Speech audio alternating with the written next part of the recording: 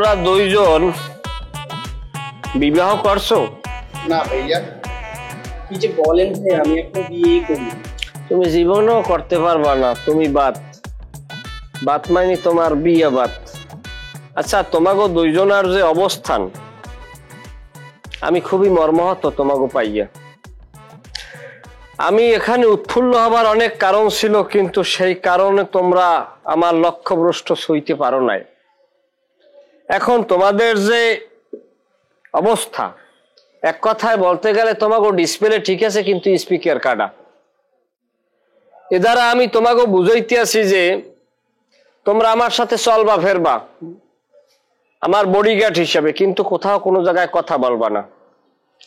তোমাগো যে ভিতরের যে ক্যাসেট এই যদি পাবলিক হইয়া যায়, তাইলে তোমাগো এই এলাকার ছোট 10 বছর যে পোলাপানেও পিড়াইয়া বুড়ি গঙ্গায় হালাইবে। মাথায় ঢুকছে বিষয়টা? ঠিক আছে ভাইয়া, আপনি যা বলবেন তাই হবে। তুমি একটু আমার সামনে কথা কম কবা, আমার খুব বিরক্তি লাগে তোমার কথা হলে। তুমি বেশি কবা। আচ্ছা, তোমাগো এই দুইজন, আমি যে জায়গায় যাবো একজন ডাইন পাশে থাকবা, একজন বাম পাশে থাকবা। কেউ যদি জিগায় বিভিন্ন ধরনের তোমাদের সাথে কথা বলতে চাইবে, যদি এইরকম হয় যে কথা বলার জন্য বলানের জন্য তোমাকে উপরে ব্যালিস্টিক আক্রমণ করছে, দরকার হয় পারমাণবিক ছাড়ছে, বোবা অবস্থায় মরিয়ে যাবা, মুখ খুলবা না।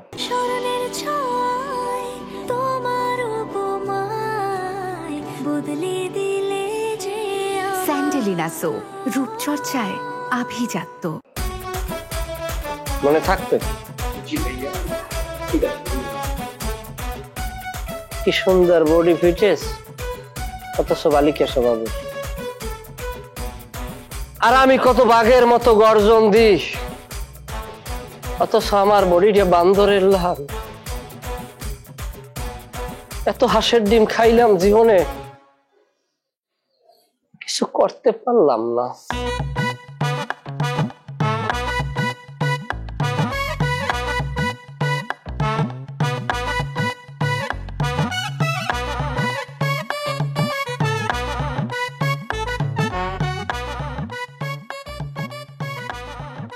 তোমাকে লইয়া এখন আমি মহল্লার ভিতরে প্রবেশ করব।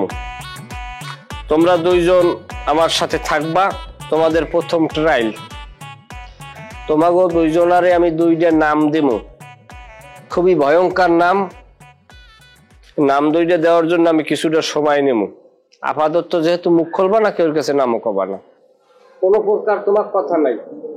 তোমরা জন্মগত বোবা, হিসেব পাইছো? এখন আমার সাথে আসো। তুমি এই তুমি এই